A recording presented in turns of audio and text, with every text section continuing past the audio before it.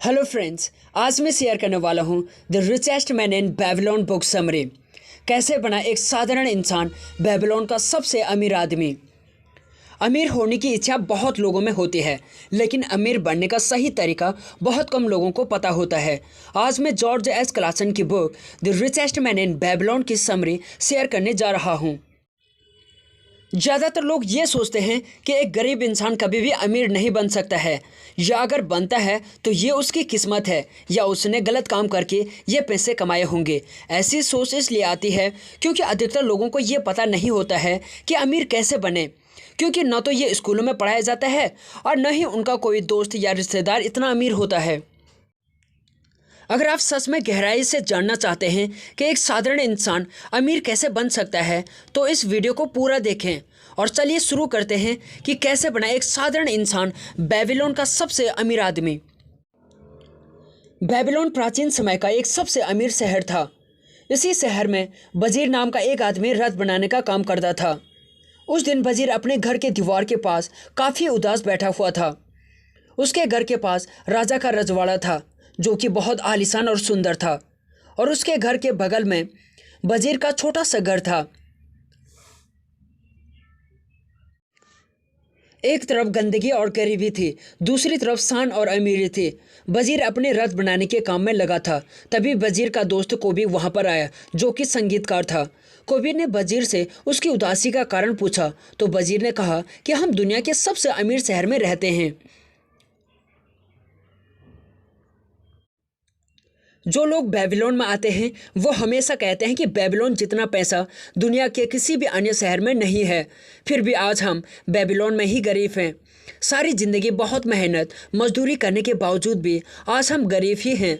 ये सुनकर कोबी बड़ा हैरान हुआ और बोला कि पहले मैंने तुमसे इस विषय में इतनी गंभीरता से बात करते हुए नहीं देखा। ये सुनकर वजीर बोला, मैंने इसके बारे में आज से पहले इस तरह कभी नहीं सोचा था। सुबह से लेकर सूरज ढलने तक मैं मेहनत करके सबसे बेहतरीन रथ बनाता था और आशा करता था कि किसी दिन भगवान मेरी मेहनत और मेरे अच्छे कामों को पहचानेंगे और मुझे धनवान बनाएंगे। और मुझे समझ आया कि ऐसा नहीं हो सकता, जिसकी वजह से मेरा दिल थोड़ा उदास हो गया। वजीर बोला, मैं ऐसे ही गरीब बनकर नहीं जीना चाहता हूँ। मैं चाहता हूँ कि मेरे पास भी ज़मीन हो, अच्छा खासा पैसा हो। इनको पाने के लिए मैं पूरी तरह से मेहनत करने के लिए तैयार हूँ। इस पर कोबी ने कहा, मेरी हालत भी तो तुम्हारी जैसी है, क्यों ना हम पता करें कि अमीर कैसे बनते हैं। जिनके पास पैसा है उनसे पूछकर अमीर बनने का रहस्य जान सकते हैं। कोबी ने कहा कि आज मैं हमारे बचपन के पुराने दोस्त अरकत के सामने से गुजर रहा था, जो कि अपने सोने के रथ पर जा रहा था। कहा जाता है कि अरकत बेबीलोन का सबसे अमीर आदमी है, तो क्यों ना हम इसके बारे में अरकत से ही पूछें और पता करें कि हम किस तरह पैसे कमा सकते हैं। फिर वजीर कहता है कि आज ही हम अरकत के पास जाएंगे। अरकत की लोकप्रियता बहुत दूर दूर तक फैली हुई थी और वो अपनी बहुत सारी दौलत के लिए जाना जाता था। वजीर और कोबी अपने बचपन के कुछ और दोस्तों के साथ अरकत से मिलने चले गए। तब दोस्तों ने कहा, अरकत तुम हमसे कुछ ज़्यादा ही खुशकिस्मत हो। तुम बेबीलोन के सबसे अमीर आदमी बन गए हो। तुम अच्छे कपड़े पहनते हो और स्वादिष्ट भोजन करते हो, दुनिया की सैर भी करते हो, जबकि हमारी हालत ये है कि हमारे परिवार को भरपेट भोजन मिल जाए और पहनने के लिए कपड़े मिल जाए तो हमारी खुशी का ठिकाना नहीं रहता है। अरकत के दोस्त कहते हैं, अरकत, लेकिन एक समय था जब हम एक जैसे थे। हमें एक ही टीचर ने पढ़ाया और पढ़ाई और खेल में तुम हमसे कभी भी आगे नहीं थे और तुमने हमसे ज़्यादा मेहनत भी नहीं किया, लेकिन फिर भी बेबीलोन के सबसे अमीर आदमी बन गए हैं। आज भी हम गरीब ही हैं। क्या तुम हमसे अपने अमीर बनने का रहस्य बताओगे?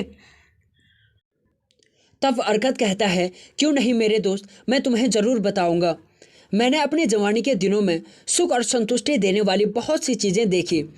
मैंने ये भी देखा कि दौलत इन सब चीज़ों की शक्ति को बढ़ा देती है। मैंने ये संकल्प किया कि मैं ज़िंदगी की सारी अच्छी चीज़ें हासिल करूँगा। जैसा तुम लोग जानते हो, मेरे पिता एक छोटे व्यापारी थे और मुझे विरासत में कोई भी दौलत नहीं मिली। जैसा तुम लोगों ने कहा, मुझ में तीव्र बुद्धि या कोई विशेष योग्यता भी नहीं थी। इसलिए मैंने सोचा कि अगर मुझे अपनी इच्छा पूरी करनी है तो मुझे समय और ज्ञान की आवश्यकता होगी। इसलिए मैं काम में जुट गया और मिट्टी के बर्तन पर लिखाई का काम करने लगा। मैं हर दिन कई घंटे लिखने का काम करता था। इस काम से मुझे जो कुछ भी कमाई होती थी वो सब मेरे खाने पीने, कपड़े और ज़रूरत की चीज़ों पर खर्च हो जाती थी और मेरे पास एक भी रुपया नहीं बचता था। लेकिन इसके बावजूद भी मैंने मेरे अमीर बनने के सपने को टूटने नहीं दिया। फिर एक दिन अल्केमिस्ट नाम के साहूकार मेरे घर आए। उन्होंने मुझे मिट्टी के बर्तन पर 9वां नियम लिखने का काम दिया और कहा, अगर तुम 2 दिनों में इसे पूरा कर लोगे तो मैं तुम्हें 2 तांबे के सिक्के दूंगा। मैंने बहुत मेहनत की, लेकिन 9वां नियम बहुत बड़ा था और अल्केमिस्ट जब दोबारा आए तब काम अधूरा पड़ा हुआ था। वे नाराज़ होकर बोले, अगर तुम मेरे गुलाम होते तो मैं तुम्हें कड़ी से कड़ी सज़ा देता। और मैं डरा हुआ था और मैंने डरते डरते कहा कि आप तो बहुत अमीर आदमी हैं, कृपा करके आप मुझे बताएंगे कि मैं किस तरह अमीर बन सकता हूँ, और इसके बदले मैं पूरी रात जाकर आपका काम करूँगा और सुबह सूरज उगने से पहले आपका काम पूरा हो चुका होगा। जिस पर अल्केमिस्ट जी राजी हो गए। फिर मैं पूरी रात उस काम को करने में लग गया। मेरी पीठ में दर्द हो रहा था, आंखें दर्द कर रही थी और सर भी दर्द कर रहा था। फिर मैं बिना रुके उस काम को करता रहा और जब सुबह अल्केमिस्ट जी वापस आए तो उनका काम पूरा हो चुका था। अपने काम को पूरा देखकर अल्केमिस्ट जी ने मुझसे कहा, बेटा तुमने तुम्हारा काम तो पूरा कर दिया, अब मेरी बारी है। मेरे शब्दों को ध्यान से सुनना, क्योंकि अगर तुम इन बातों को समझ नहीं पाए तो तुम्हें लगेगा कि तुम्हारी पूरी रात भर की मेहनत पानी में चली गई है। अमीर बनने का रास्ता मुझे तब पता चला जब मैंने ये निर्णय लिया कि जितना भी पैसा मैं कमाता हूँ उसका कुछ हिस्सा मुझे अपने लिए रखना है।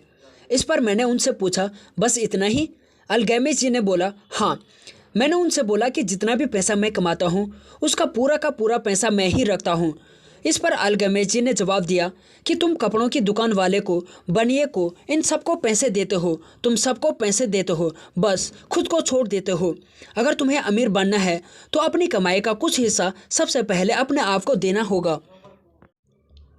जितने भी पैसे तुम बचा कर रखते हो वो तुम्हारे गुलाम हैं और तुम्हें उन्हें काम पर लगाना चाहिए। जो पैसा तुम बचा रहे हो तुम्हें उन्हें काम पर लगाना होगा और तुम्हारी बचत के बच्चे, तुम्हें उन्हें भी काम पर लगाना होगा और पैसा कमाना होगा।